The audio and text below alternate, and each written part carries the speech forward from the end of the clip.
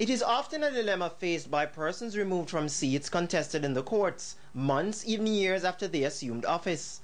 After being found to be unfit to remain as MP for whatever reason, the question always remains, should the candidate return the salary he or she received as Member of Parliament? It is an issue that has again been brought to the fore with the unseating of North East St. Ann MP Shaheni Robinson. Section 46 of the Constitution is a penal clause, you know, and it penalizes each and every person who, knowing that he ought not to be sitting in Parliament, sits and votes.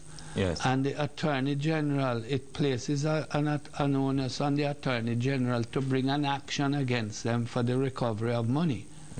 Yes. And what surprises me is that up to now it hasn't been done. But will he be pushing for such action to be taken?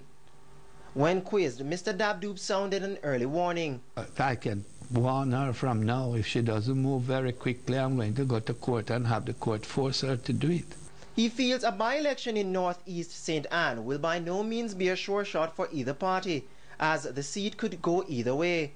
The attorney then expressed concern about the lack of transparency in Parliament, citing that the harsh economic times present greater opportunities for big spending to influence the outcome of elections. Our democracy itself may be threatened, because if you have enough money, you can almost buy your way into government. And this is where I was very concerned myself about it when I was in Parliament, and I presented to the House a bill called the Registration and Funding of Political Parties. He feels once this is addressed, the move will reduce the risk of corruption in government and increase transparency. Kings Roberts, CVM News.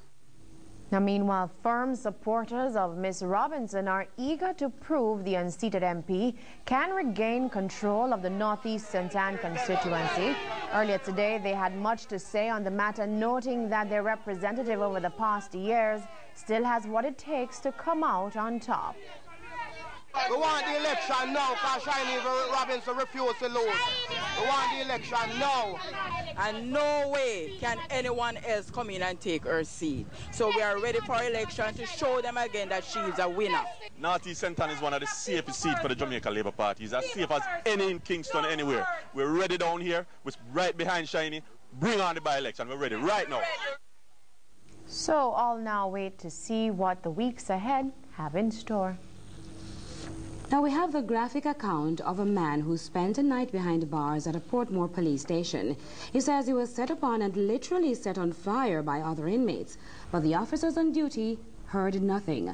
We encourage parental supervision and caution that the images may be disturbing.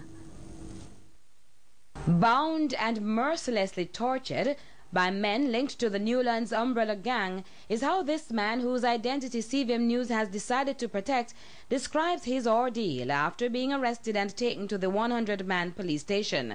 They take off my, pop off my marina, strike the lighter and plastic bag and drop on me. 6 days after the incident, his wounds are still raw, from the obvious ones on his hands and feet to the bigger ones beneath his merino.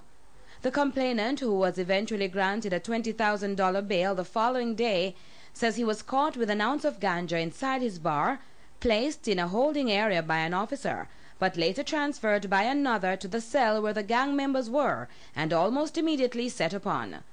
The man from Nagohead, a rival Portmore community who has had past experiences with the law, alleges this was a well-orchestrated move. The leader, him, threw across the ice pick to stab me up. Meanwhile, them hold me to tie me up.